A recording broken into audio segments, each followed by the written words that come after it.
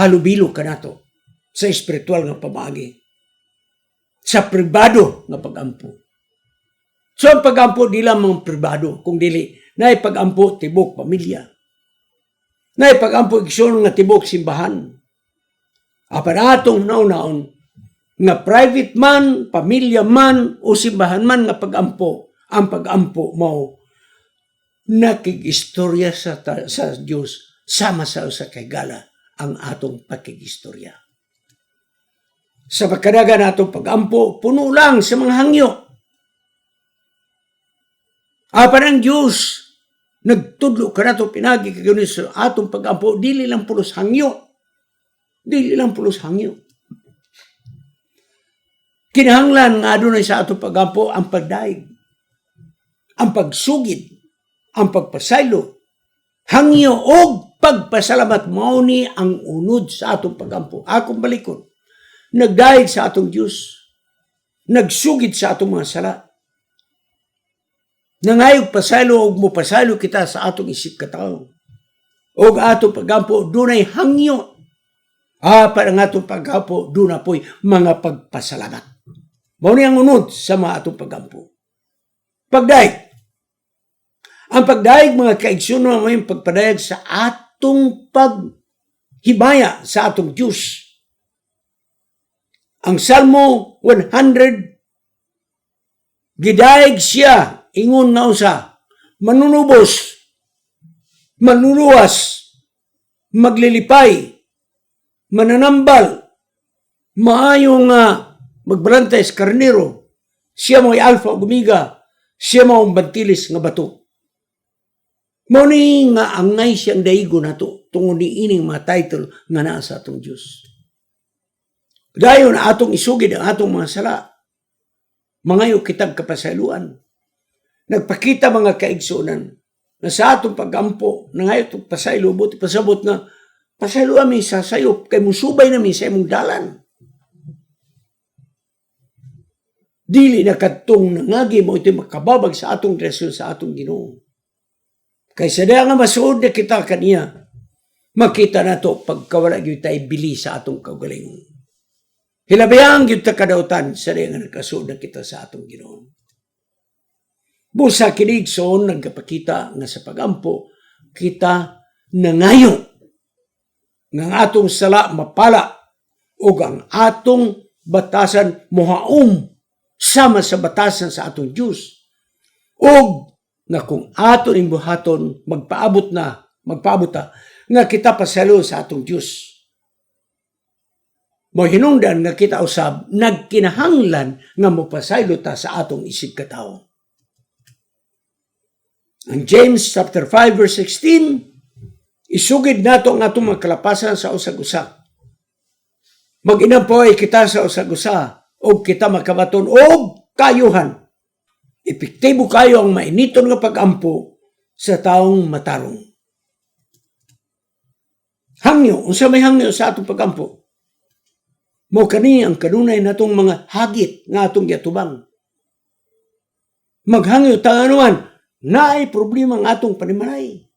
Naay problema ang atong higala. Naay problema tas panglawas. Naay problema sa paninapi. Naay problema nato sa trabaho. Naay problema nato sa atong pag-eskwela. Mga kaigsunan, pangayon yun natong ang kamot sa Diyos mo'y mugiyak ka nato sa pagsulbad ining tanan. Kinsa man ang angay mo suportar ka nato, igahatag ka na, pinagis pagampo. So kung aduna kita'y Panginoon, very specific. Kung may tungod sa paninapi mga atong yampo. Kung mahita mo sa board exam sa atong anak, board exam mga kaigsunan atong pangayon. Specific kayo ang atong pagampo mga kaigsunan. Ang ikapat ng elemento sa pagampo mo ang pagpasalamat. Philippians 4:6 nagingon, nga kanunay kita magunawa sa mga panalangin sa atong kinabuhi. Usahay manggod ang mga dagkong butang mo rin mo pilit sa atong una-una nga pasalamat sa Diyos kay dagkong butang atong nadawat. Apan gagmay mga butang kalimtan naton. Igsoon simple kayong gagmay butang. Hangin Muna na ragod kung nata sa ospital, tagpila ang tangki sa oxygen. Magpasalamat ang Ginoo, salamat sa hangin, walay bayad. Tubig nga atong ginom. Ha? Ingon ini, sidlak sa adlaw, nga atong natagamtaman. Ulan nga nagbisibi sa mga tanom. Igsoon, kini nga mga butang, wag yun ta nakapasalamat sa atong Diyos. Kaya nga atong ipasalamatan ka ng personal yun, ng madagko kayo nga mga panalangin. Katunggag may, igsoon, ako, personally, sa diya nga nagkasakit ko sa pagbakasyon ako sa Amerika, 6 months di ko makalakaw. Diya na ako makita. Kapag ka-importante ko dahil nga makalakaw ta. Pagka-importante ko nung makabakod ta. Kaya pagbakod na itong atong kamot kompleto, makalihok, pagkadakong pasalamat na ito sa Ginoo mga kaigsunan. Apan take for granted na ito na, kaya nabatasan naman ito, mamulihok ta. Una pa ta, makita nga, sa diya nga di na ta makalakaw, di na ta makalihok, man kayo ta pagka-perhisyos tao. Sa kanunay, iyan po na ito, pasalamat. Nga naman, kita kanunay nakadawat og kaluoy gikan sa Dios. Apan ato na ng kalimtan pagpasalamat sa iyang kaluoy nga ni kanato. Kulang kita sa pagdaig kaniya nga siya maluluyon nga ni kanato. Karon igsoon ang mga panguntanam ito sa pagampo. Mao kini. Nganong mag-ampo man ta nga ang Dios na sayod man unsa nga atong panginahanglan. Correct. Nasayod ang Diyos sa atong paginahanglan. Pero nga nung magampo man ta, Steps to Christ, page 93. Ang pagampo, dili tungod kay kini. Dili kini nga dili gikinahanglan. Aron nga kita, mahimong masayod ang Diyos kinsa kita. Wala ta magampo aron Diyos makaila ka nato. Apan, nagampo kita, aron kita makadawat kaniya. Ang pagampo, wala magadala sa Diyos, paubos ka na to. Apan ang pagampo, nagadala ka na to, ngadto pataas. Mga kaigsunan, akong balikon ang pagampo na to, dili dano na to ang Diyos nga sa yuta. Apan ang atong pagampo, dadong kita, ngadto sa presensya sa Diyos, dito sa mga langit.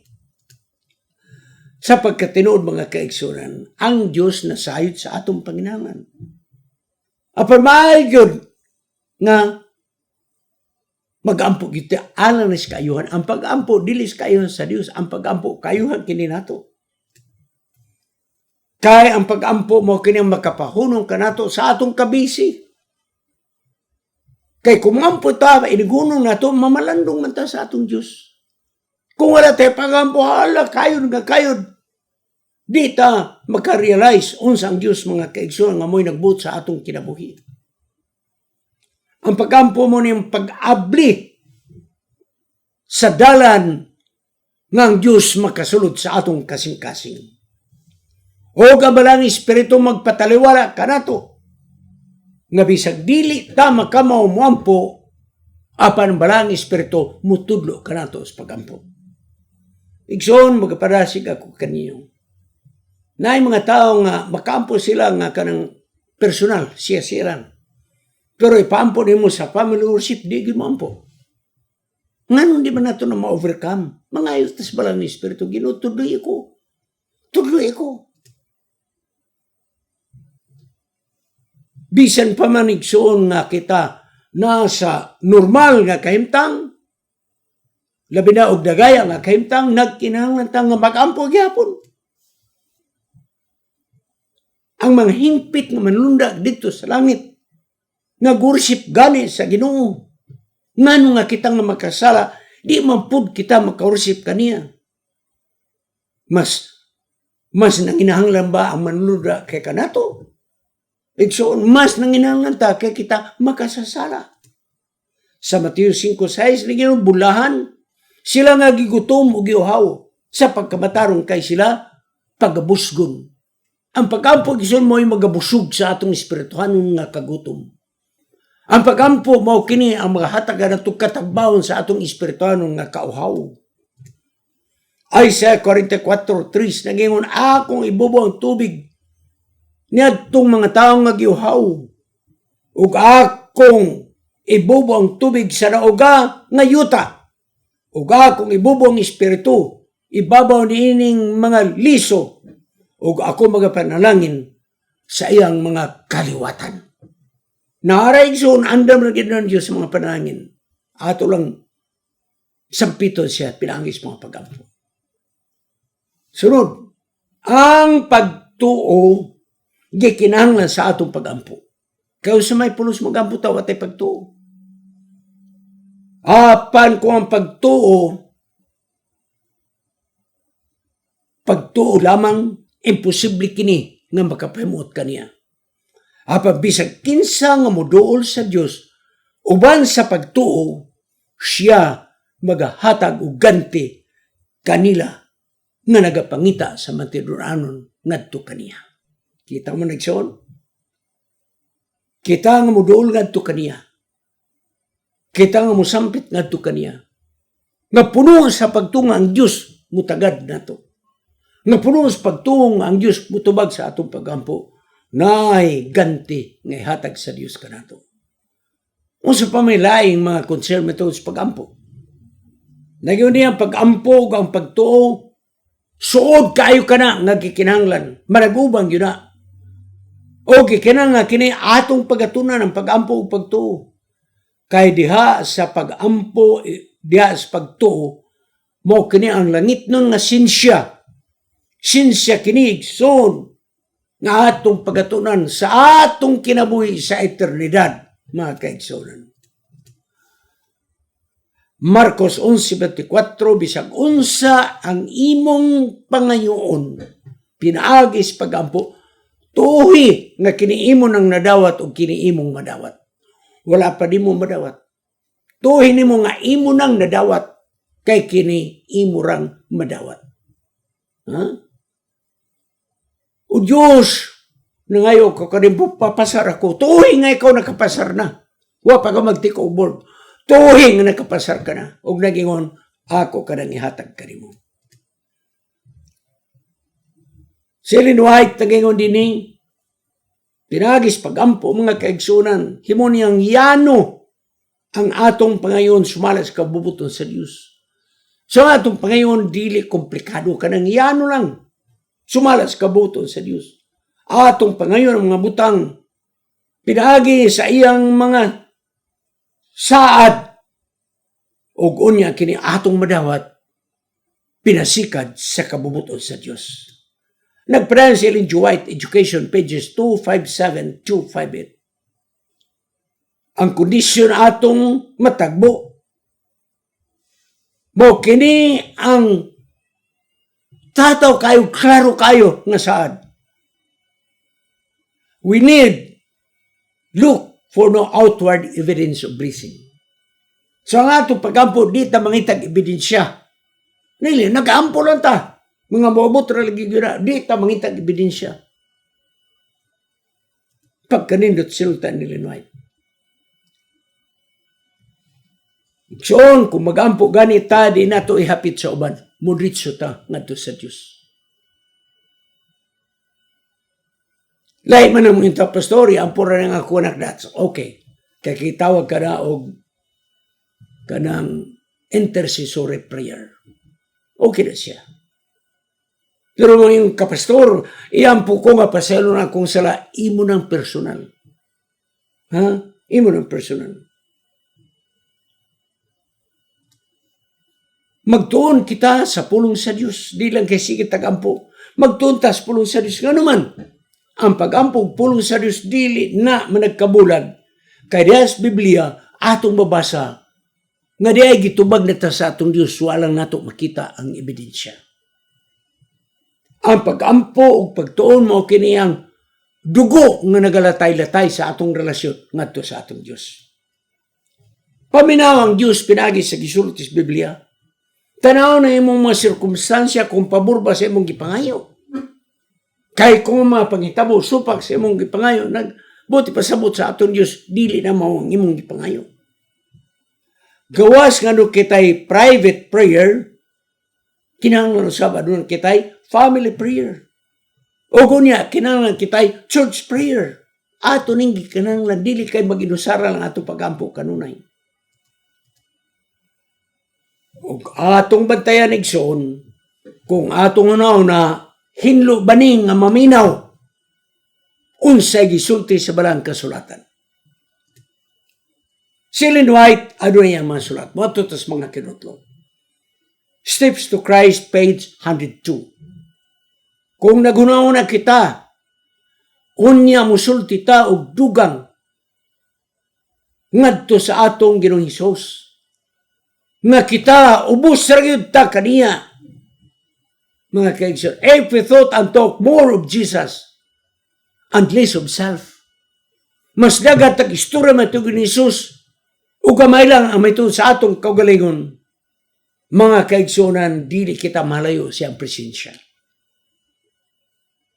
Buti pasabot nga kumagampo ta, more alang sa atong Ginoo, pagdaig, pagpangayong pasero, etc. Dili lang ang ato ang kaugalingon. Dahil nagpadayon si Ellen White, kung atong kuhaon ang mga talambagan, mawala ang atong kalibog o kahadlok. O gunya mo sulay kita sa pagsulbad sa mga problema sa tanang bahin. Kanang dili nato makita og dayag. Sa diya nga wala pa kita pagtuo. Mabutang kalibog. O gunya mga kaigsunan, mulalum ang maong problema. Hapang ko kita mudol nga to sa Dios, inigdol na itong ato sa Diyos magabati tangawa agitay mahimo sa atong kagulingon. Totally dependent sa atong Diyos. Ug sa diya nga kita mo angkon, nga kita kinahanglan magpaubos sa atong Ginoo.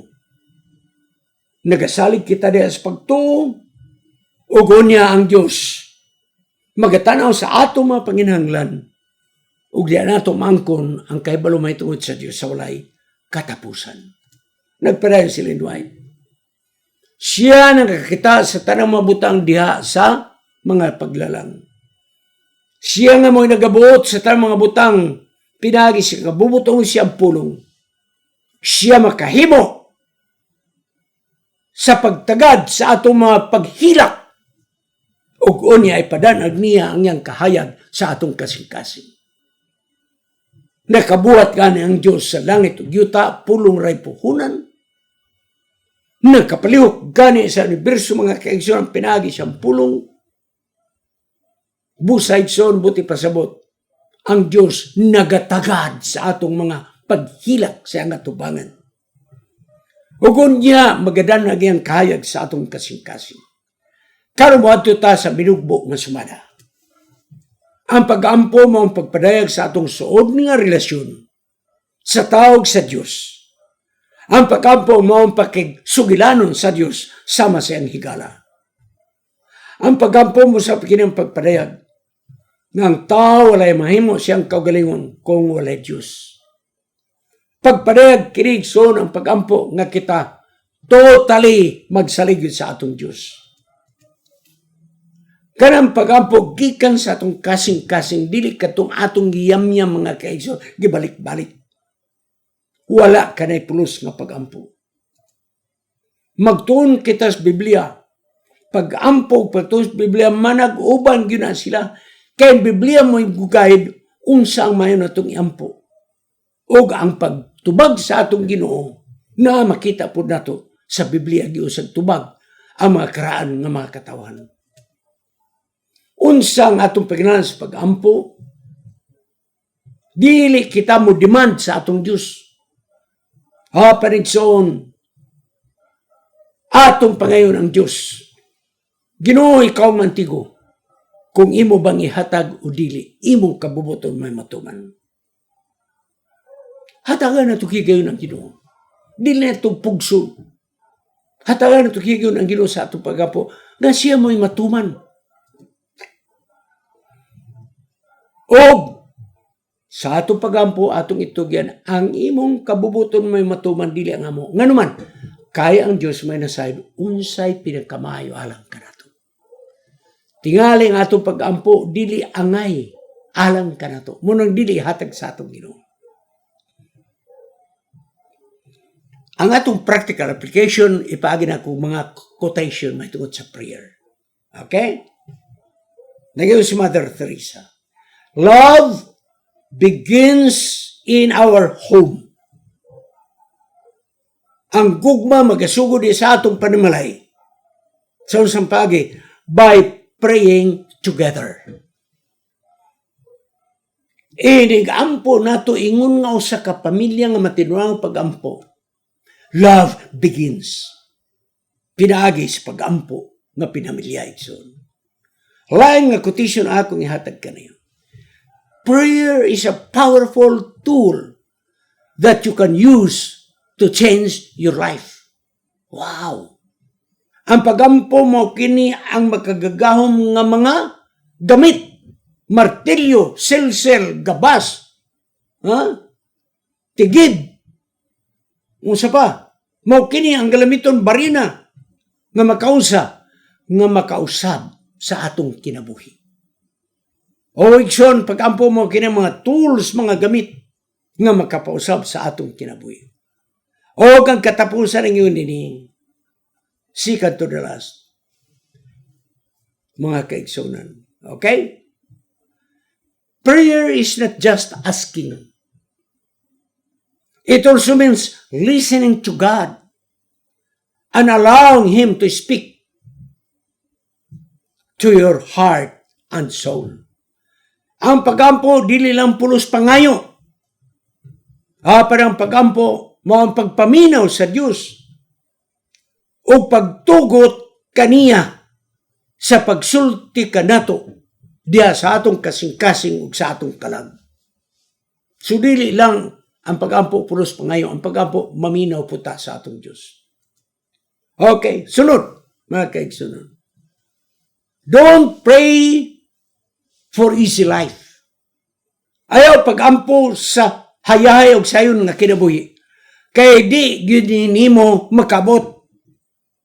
Apan pag-ampo kamo og kusog nga kung dunay mga kalisdanan, makalahuta ikaw sa pag-atubang sa mga pagsulay.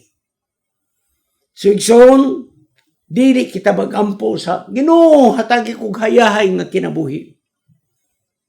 Ginoo, hatagi kog madagayaon nga kinabuhi. No. Ang ato nga po, Ginoo, hatagi kog kusog. Hatagi kog kadasig.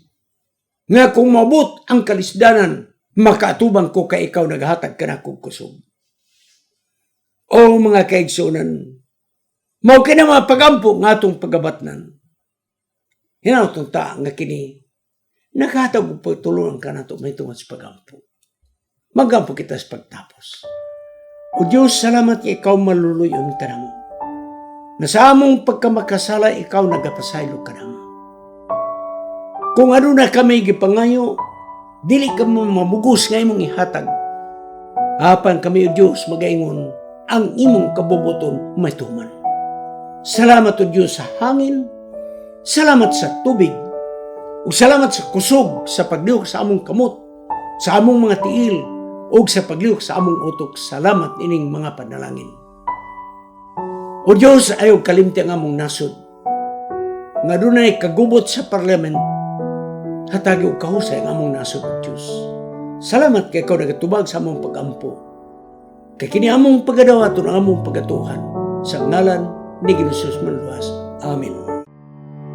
Kining inyong higala, si Pastor Wendell Munggaya Serrano, nga inyong igsoon usab, magkapadasig sa matag sa kaninyo sa pag-like, pag-share, labaw sa tanan, sa pag-subscribe sa atong YouTube channel ng pangalan Wendell Munggaya Serrano. Ug ayaw kalimot sa pag-click sa notification bell. Hangtod sa sunod nga higayon, magkita na usab kita.